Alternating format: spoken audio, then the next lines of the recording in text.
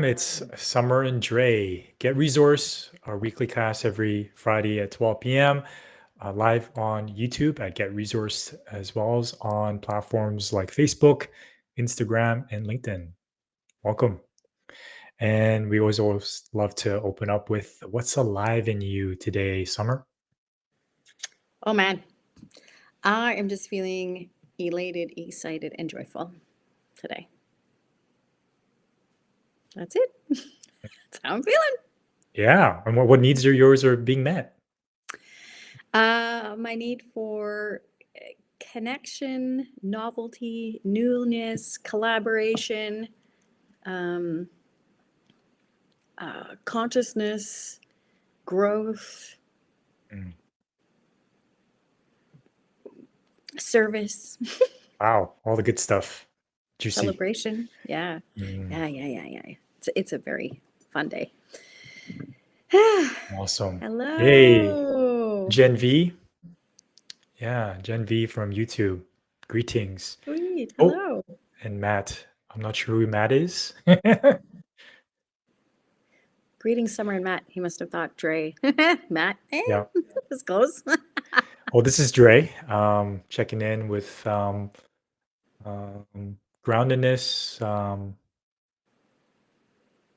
peace. I say the feeling because that's more of a need. Um, the content at the moment, Hmm. and my needs for ease and peace are being met at the moment. Yeah, this is calmness. Yeah, Calm is nice. Yeah. yeah. So that's me, and with that, I'm in. All And today right. we want to explore one of our teachers of his work, explore the origins of Get Resource. What does that mean? And as well as how we're connected to this. What's our story behind all of this? And so I'd love to ask you about one of our teachers, Mr. Marshall Rosenberg, and share with him to our audience who he is. Who is this man? Mm.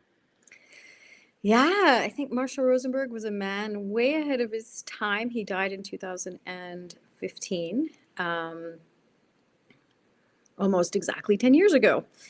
And I think he was just brilliant, like a few other thinkers. And he is, I think, one of the men, although he's no longer here, that his legacy lives on in being able to actually create peace and heaven on earth here, and how we can all start to embody that and grow in consciousness. Um, One of his books, we've got it right here. Highly recommend reading it. Speak Peace in a World of Conflict. What you say next will change your world. And it is so true.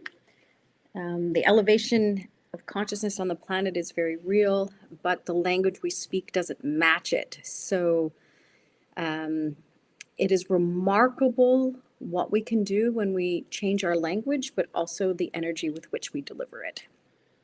And Marshall was a psychologist for 21 years who decided after 21 years that he was just done. He was done being paid to judge people. And he's created nonviolent communication, which is now around the world, not in super large numbers and not being necessarily applied all the time. But I do It's believe challenging.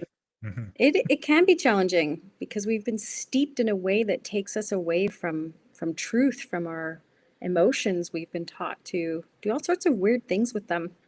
So that is why we check in at the beginning of this stream with what's alive in you. That's one of his questions, is what's alive in you? Not how are you doing, good, fine, bad, sad. What's alive in you? Whatever it is. And yeah, did you want to add anything to who you've come to know Marshall as we get into his work? Yeah.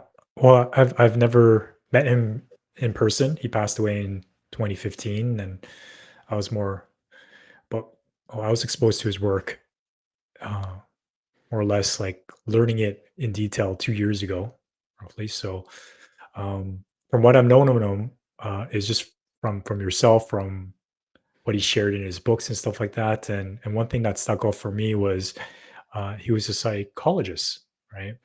And he quit because he was tired of being paid to judge people. And so he was in a way like he went down that path. He's seen where it led to. Um, s- so to speak, the systematic approach of check this off, check this off, check this off, and let's see if I'm happy, to see if this is where humanity is heading. And he saw that side of things. And I start to appreciate more of his work because he's known for nonviolent communication. And when I think of that, we think about the way to communicate, right? Perhaps a lot of us think we're great communicators in the essence of perhaps no stuttering. There isn't an accent. There's no broken English, and I would tell myself because I don't speak broken English, I'm a great communicator. Though it's much more than that. Um, NVC, nonviolent communication, when I explore deeper and deeper, it's actually a level of consciousness. As you mentioned earlier, Summer, about the energy that I bring. At first, it's the mechanics. I want to learn how to communicate more effectively, resolve conflict, or say the right thing. It's just more about the strategy and the tactics. Though the more I learned about how to embody it and live it, the more I realize it's not the mechanics, it's the energy that I bring into it. It's how I say it, right? So that requires me to level up my consciousness. Am I in my head judging myself, judging the other person because they're not using NVC correctly? We call that NVC police, right? Or am I in my body, in my heart, and what we call heart posture? And I have compassion for myself and the other person. I see the humanity and I speak from that place. Those are two different worlds. And that's NVC in practice. One of our teachers, Uram, mentions that NVC is a meditation, a life meditation in practice. It's a walking meditation. Yeah. So I wanted to add that, and also good afternoon, Chris and Tracy. Good day. Hmm. Hello. Yeah, how do we actually bridge those spiritual ideas and consciousness with our actual living everyday life when we come in contact with other living sentient beings that are also a reflection of God? People practice yoga, they say namaste, which is I see the God in you and me. But our language does not help us access what Marshall calls the life serving energy that motivates and sustains us. So I did want to share this reading from Marshall's book today because I think it's such a poignant one and it's funny and it is so connecting to our individual lives, but also that of the greater society and the systems that we're in, and tells a very great deep story and his perspective. He says, any words we use that imply the wrongness of others are tragic, suicidal expressions of what's alive in us. They're tragic and suicidal because they don't lead to people enjoying contributing to our well being. They provoke defensiveness and counter aggression.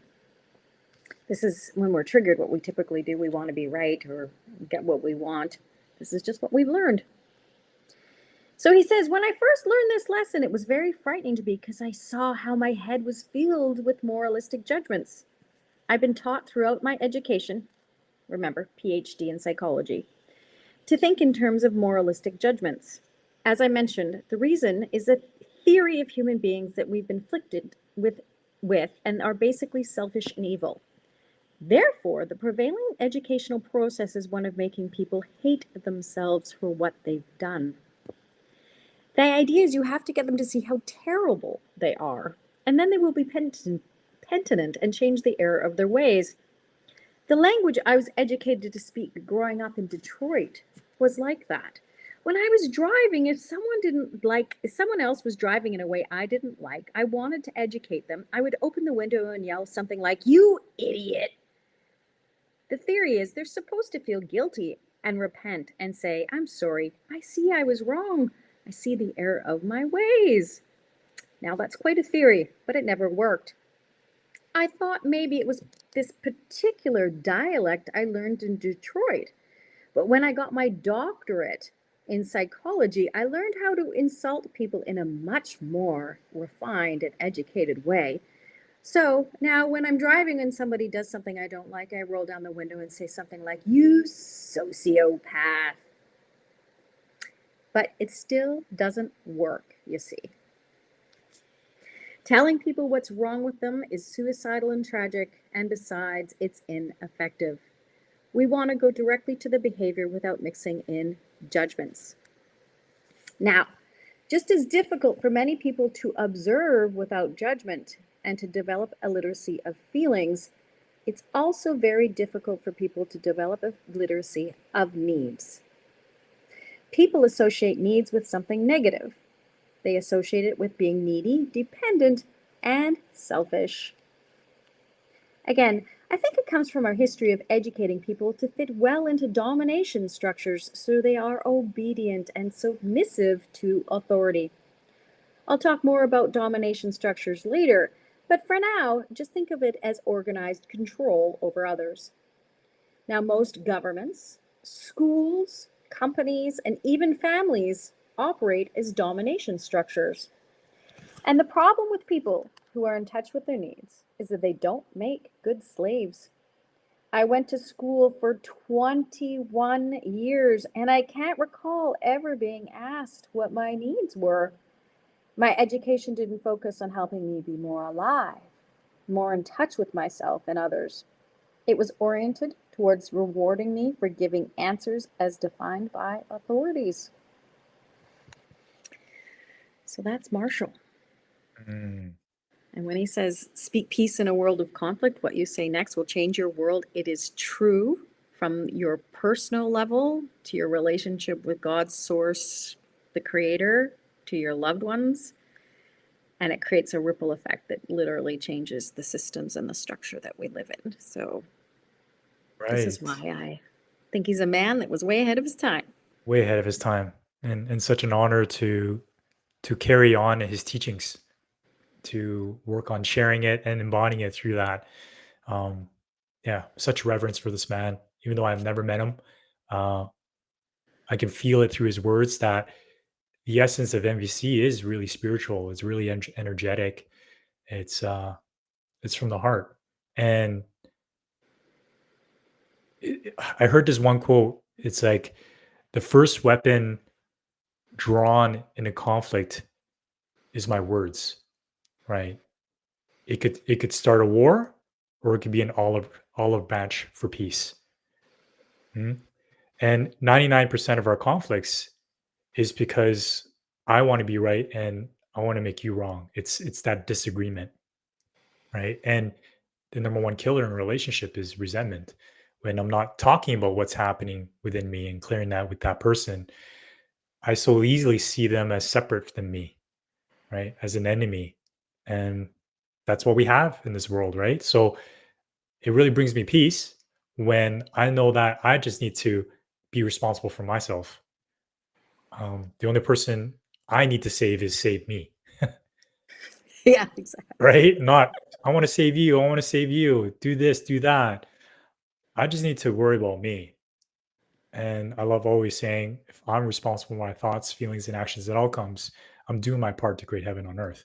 And it's simple, right? It's not outside of me, it's in my control. Mhm. And NVC gives me the language to speak to someone from that place, right? Um, yeah. Right. I just want to acknowledge Jewel and Sandy. Yeah, it's nice to see you here, Sandy. Mm. Hello. Yes. Hello, Sandy. Hello, Julianne. Mm. Yes. Mm-hmm. Compassion is king. Yeah. And it's felt, right? It's not something of the mind. Consciously, we all know to be kind. To be kind is something different. To be kind is for me to be kind to myself first. Yeah. Reason why I judge a lot of people or mean to a lot of people because I'm mean to myself in that same way. Yeah. Yes. So this is why we've called this stream Get Resourced. Mm. It's getting resourced to the natural level of consciousness that we all have access to, that we don't need to think about, that we just embody and remember naturally. Now, the reasons why so many of us aren't able to do it is because we've been taught something that is actually counter life giving to who we really are, I believe, as a spiritual species. I really see us moving out of, well, we came out of the industrial age, which was all about mass manufacturing, FIFO and LIFO, and we really do treat people like that. You get numbers and stamps when you go to work, and you cash in and you cash out, and we have a social insurance number. We have numbers pretty much just like they did in, well, someone would probably not like me Interesting, saying isn't this. it? My It social is. insurance number is like sin, and that's being separate from God. It Anyways, is. Yeah, I don't know if people sin. know the origin of the word. Sin means to miss the mark, to be separated from God, from source to universe, the creator, whatever you want to call it, to the electromagnetic energy that runs our body and is connected to everything else. Um, and one of the things that probably most surprised me that I didn't know, and I have a video if anyone wants to DM me and I'll send it to you because we can't put it here. It's like 2 minutes and it is on my Facebook page. But Like I can share my screen DNA, from here. what's that? But anyways, looks like I do Huh? have the option to share my screen. We can try that Oh, next time. Yeah. okay. Next time. um, Many people think source, the soul, God, whatever you want to call it, is this flaky, fluffy thing somewhere floating outside of us. And depending on who you speak to, they're like, well, we're all connected to it. We're all one. But how do you feel that? How do you know that? And so if you research the etymology of DNA, our building blocks of our body, DNA, the root word is deoxyribonucleic acid. It comes from Latin and Semitic languages, and deoxyribi, rabbi, I guess it comes from the Semitic meaning rabbi, which means Lord, God, Lord and Master, which is very exciting. And then you have nucleic acid. Nucleic acid means the fire at the center of your being. In other words, your soul. So the blueprint of us, the DNA, is actually meaning that God, that source, that your soul is actually in your body. It's not separate. It's not this scientific, mechanical, cellular parts. It's actually also this energetic blueprint for accessing what I would call your inner resident truth. So there's DNA and then there's mRNA, which they also had in vaccines, interestingly enough. But I do have a gentleman who is, I've got a video and he describes it just so eloquently. If you would like to watch it, it blew my mind and I saved it on purpose because I thought it was so poignant for people to know that the soul in God is not separate from us. It's actually part of our body, it's part of our blueprint, and it's part of our makeup. And so, how do we communicate with that? How do we access that? Well, Marshall Rosenberg was a brilliant, well, was a psychologist, but at the end of it, he was a very spiritual man. And so, when he talks about needs and not being in touch with our needs, his definition for that, which is so brilliant, needs are words that describe the life serving energy that motivates and sustains us. I'll repeat that because it's pretty cool. Needs are words that describe the life serving energy that motivates and sustains us. Which essentially, and I didn't realize this, I started learning NVC 15 years ago, and until 2 years ago, I was like, oh, he used a very clever, non secular word to describe source energy, God, the creator, and our needs, which are universal for everybody. So to me, this is just one of the most exciting, meaningful, and practical things that we can do to get resourced, really. Yeah. Resource reconnected to myself instead of outsourcing my power. And that's why we Yeah. call it get resource to self source and others, to tap into the power that I have within myself and to speak from that place. And when I speak in needs, it's like it's relatable because most likely you and I, we have the same needs. It's what makes us human. Yeah. And that energy, right? I love it. Like that life serving energy that motivates and sustains us. It's like the true essence of giving or volunteering, as if like when that happens I feel so good. Why is that? It's as if by design I'm meant to serve, right? I'm meant to serve me, if I look at it at a deeper level, because if I serve Summer, I'm serving me, right? We're reflections of each other, of the one true source. So get resource. Also another shout out to who we were in company with, Mr. Kevin Moulton at Sacred Sons. He uses that as well. So give a little shout out to Mr. Kevin Moulton to get resource to ourselves. And I love that word, resource, like resourcefulness, right? It's like I am resourcefulness. If I look to myself, limitless possibilities. If I really, really actualize that and feel into that. Mm-hmm. So it's so interesting how our education system, which is a domination structure, as we heard from Marshall, teaches us that our feelings are fakey and fluffy, and emotions are, we need to be factual. What everyone else tells us is facts without checking in with ourselves and our emotions.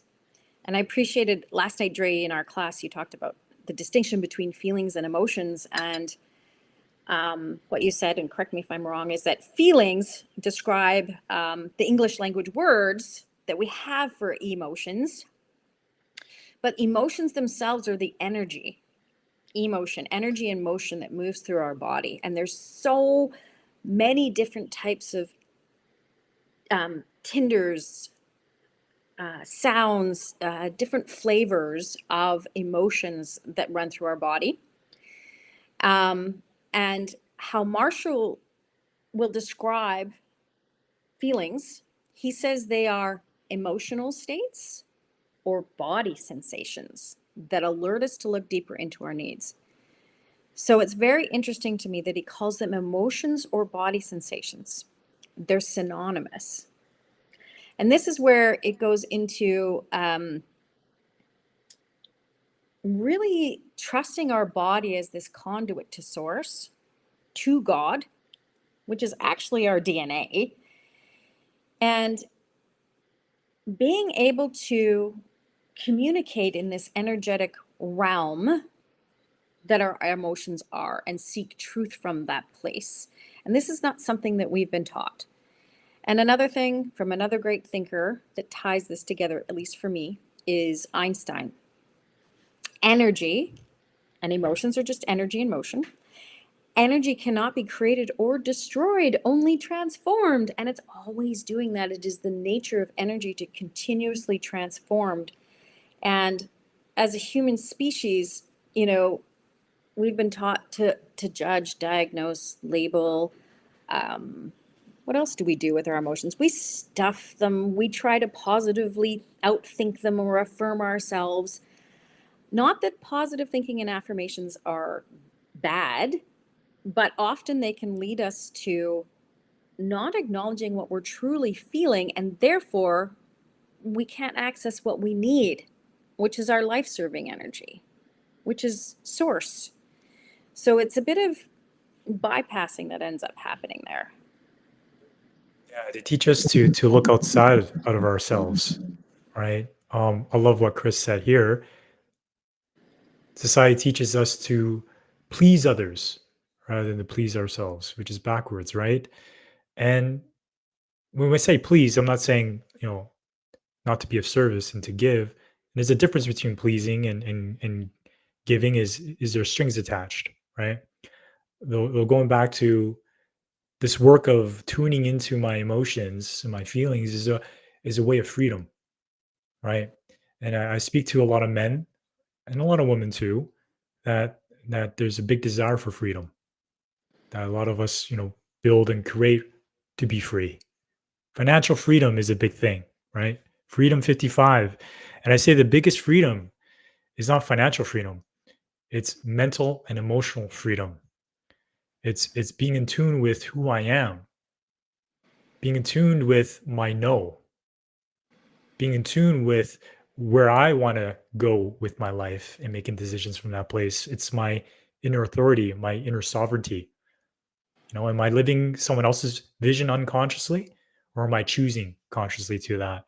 And I love NVC, and I love to ask the question of like, why are you in this work, Summer? Why do you teach it, facilitate it? Why do you want to deepen that? I'd love to hear your story around this journey of yours to get resource and seeing NVC as part of that. Oh, wow. That's a big question. And it brings up emotion in me, actually. Um, I think what comes up immediately for me in this moment spontaneously is just, growing up as a kid and just feeling disconnected, really feeling like something was horribly missing. Um, and some people may know a bit of my story. I grew up in quite a wealthy Springbank just outside of Calgary, and there's multi-million-dollar homes there that all have pools and 3 and 4 car garages and all of these things. Um, and one day we trekked across to our neighbor who gave us drinks and showed us toured his house, and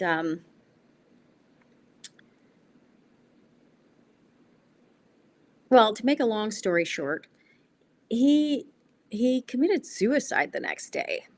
And he had been speaking to me, and I'd felt this particular type of energy in my own body. And I was 16, so I couldn't quite articulate it. But had I been able to speak what I felt, been able to connect what was going on in my body to my verbal capacity to speak truth, I don't think he would have died. And I think there's a lot of people suffering, and a lot of people don't know how to connect empathically with others without feeling heavy or disjointed, without judging, essentially. But the truth is, as we allow, and this is the funny thing. This is something that's very hypocritical that I hear in the psychological, spiritual communities. Is this concept of boundary setting, which is true, but people are like, "Oh, that's not mine. I have a boundary against that, and I'm going to ghost this person. Or I'm going to do all these weird things that people do." Um,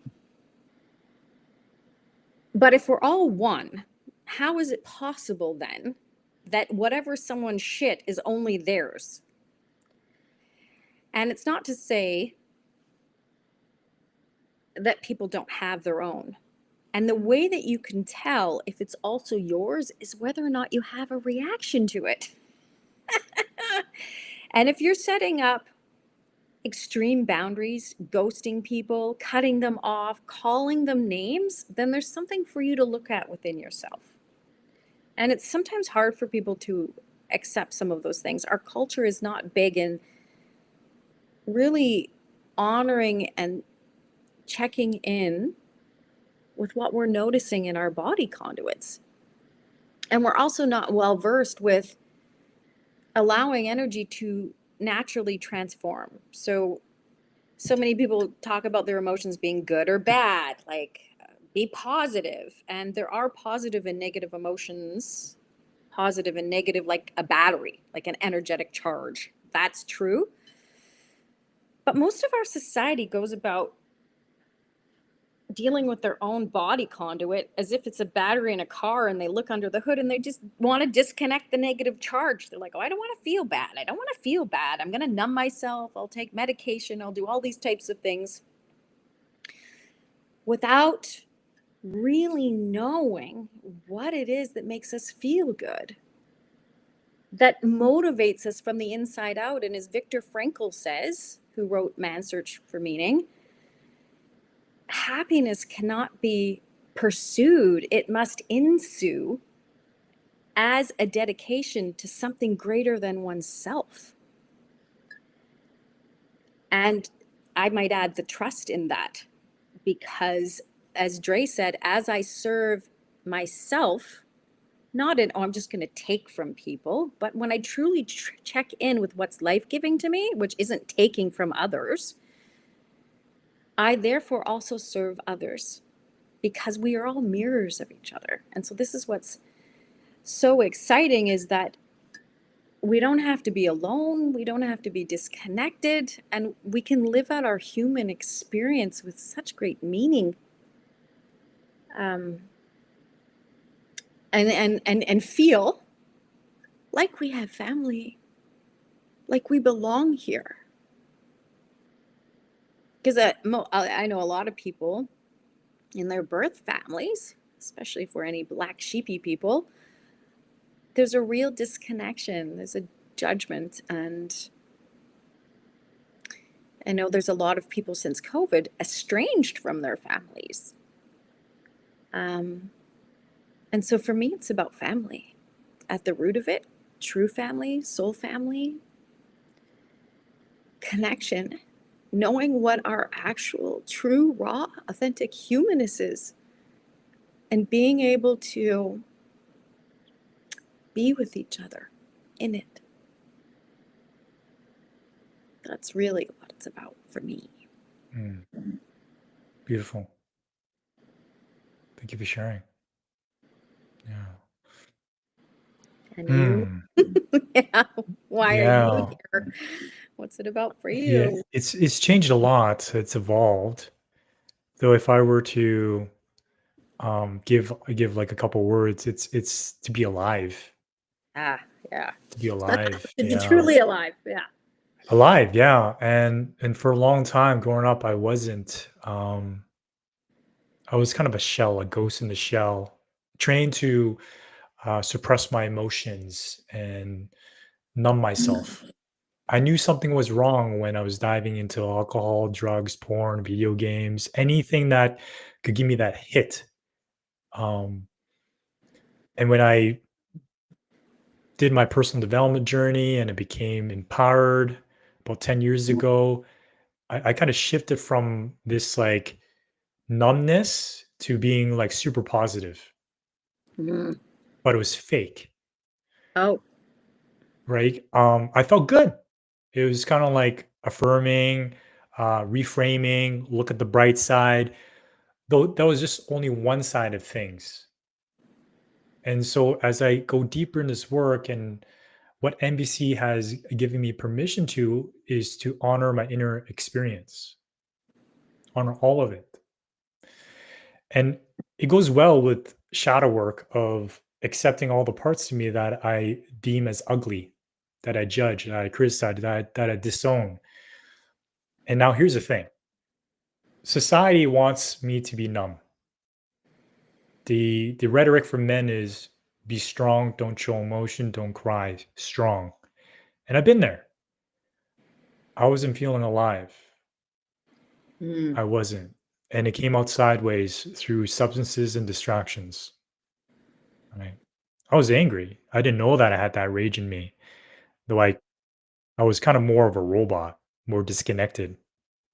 Now, as I explore myself and honor my inner experience, what can happen is I can let my emotions control me. And that's the other extreme end of things of like, I want to express everything. It's like unbridled self-expression, right? Name calling, judging, and really like not taking responsibility for what I say and what I put on people. Because I want you to validate my experience. I want to be right. And that can be damaging too, right? And I can see, some men on that side of things and wondering why they're not being heard. Or perhaps their partner says, like, you man up, or you should join a men's group, right? So I've been there too, because by expressing with no ownership and with no boundaries around that, um, I'm just flailing away, and uh, th- th- I'm really letting my emotions control me, and my thoughts can feel it. So it's like as if I've kind of lost control of my own sovereignty. I've allowed my emotions to run me. So it's a blend of both, of being able to look at myself, and as I talk about this, the reason why I'm in this journey again, to feel alive, though, it's to know myself, Mm. to free Mhm. myself from the inside out. And that requires me to honor everything that's happening underneath me, though not to let it suck me in into a story and go on a negative spiral, though to observe it Mhm. and to discern, where is this coming from? And I love how MVC simplifies it to let me know what needs of mine are being met, what needs of mine aren't being met, based on these body sensations that I'm feeling in my body, right? And I can connect it to a past time, something that happened previously.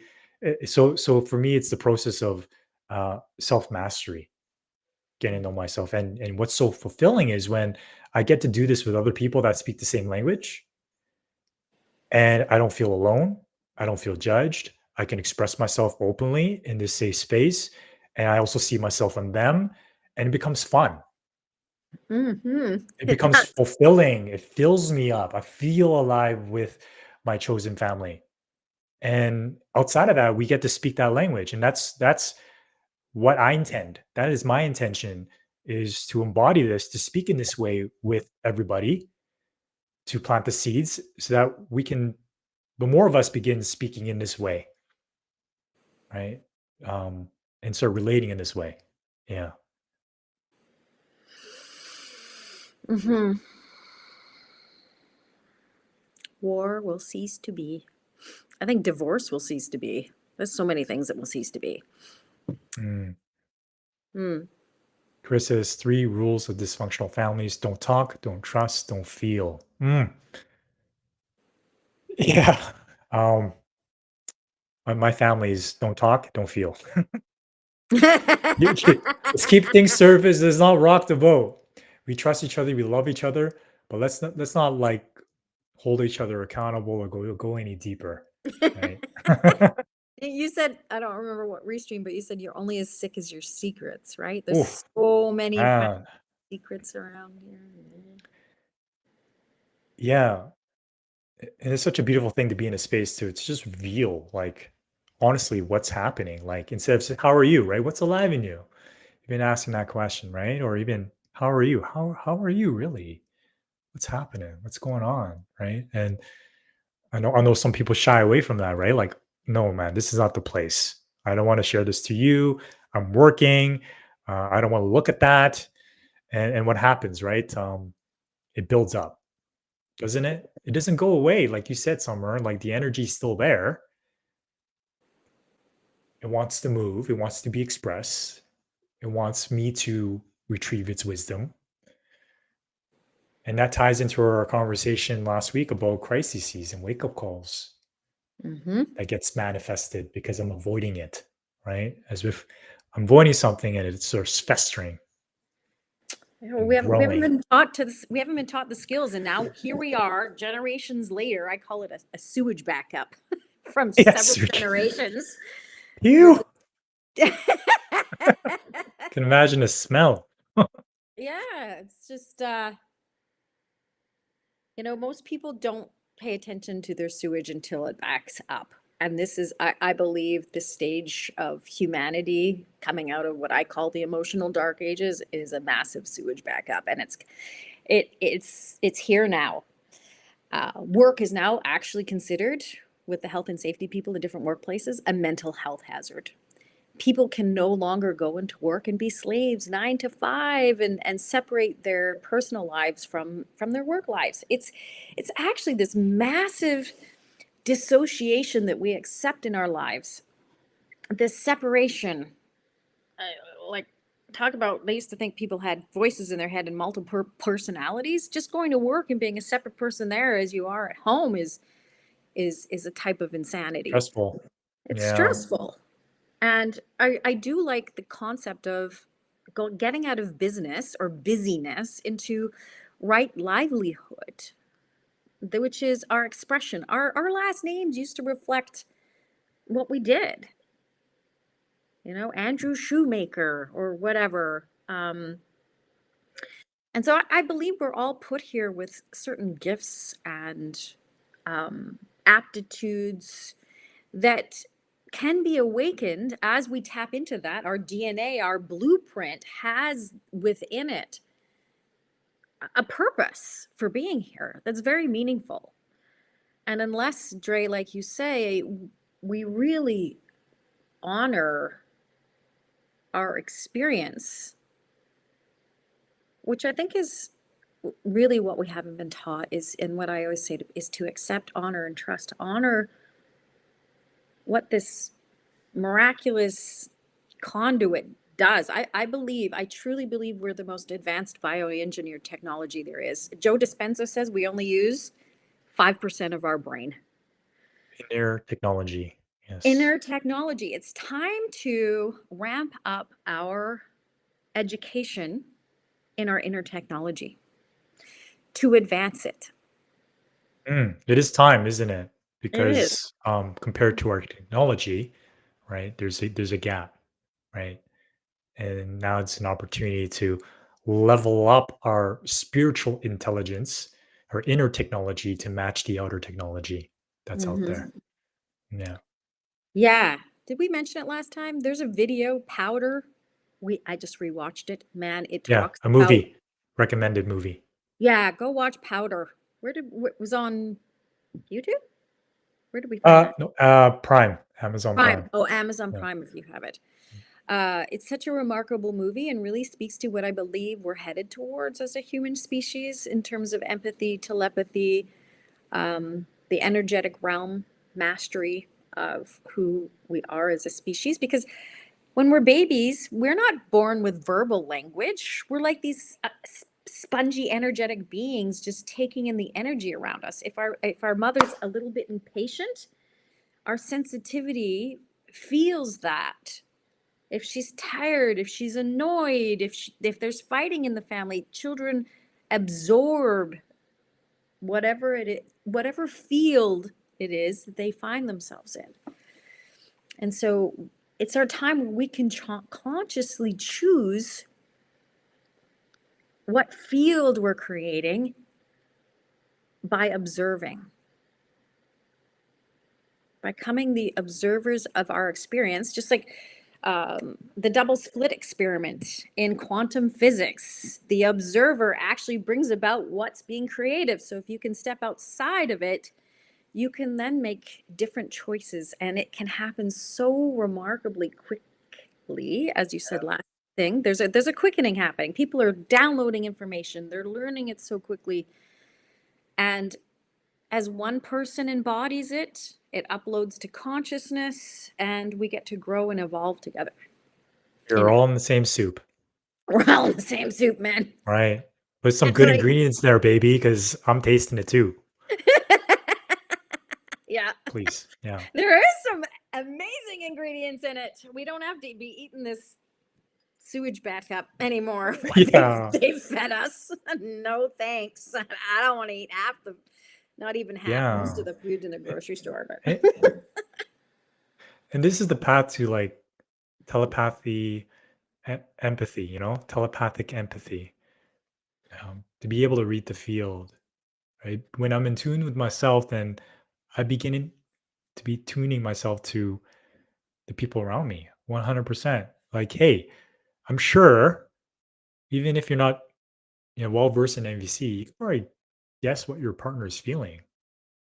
If you hang around with each other long enough, been together long enough, you might know if he or she is angry or sad or um, that when we can put language around it, we can take guesses, connect that level, and it helps shift that energy.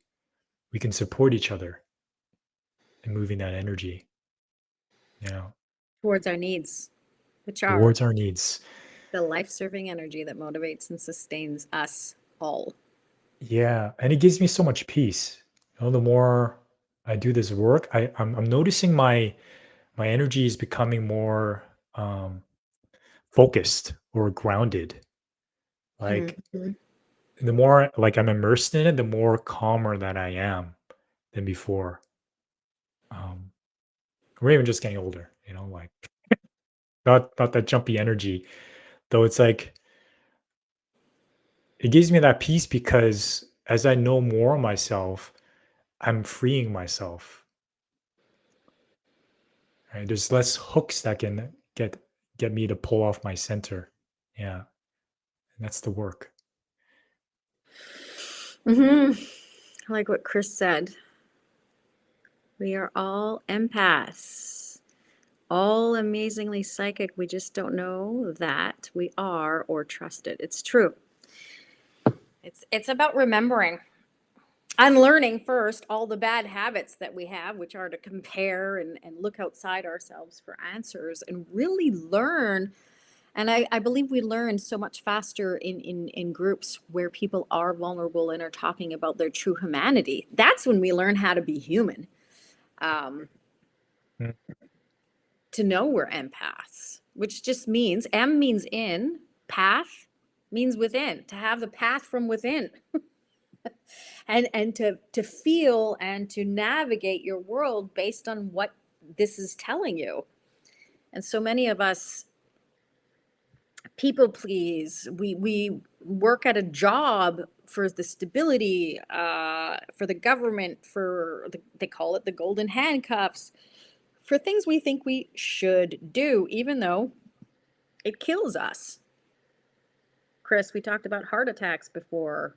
Men have heart attacks most often on Mondays, the day they go back to work. These things Yeah, aren't unrelated.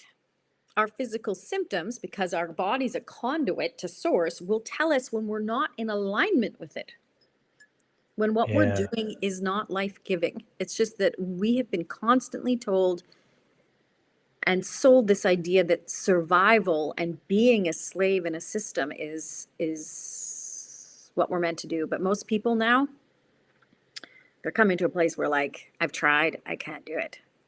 They just don't know where to go. yeah. And I like to speak to the power of group work, the power of doing this in community, the exponential power. Because when most of the time, if there's an issue for men, let's say men tend to self isolate, Mm, lone wolf it, and with ChatGPT and Google, maybe perhaps using AI and Google for the answers. Though here's the thing: when I self isolate, when I'm by myself and I'm thinking, it's a slippery slope. The mind has so many trickeries. We call it the saboteurs. It could reframe things. It could lie to me. It could rationalize the decisions that I make to keep me safe. Um, yeah, there's a lot going on there by myself, right? Though when I'm in a group, and even do this as an experiment. Let's say you're talking to someone,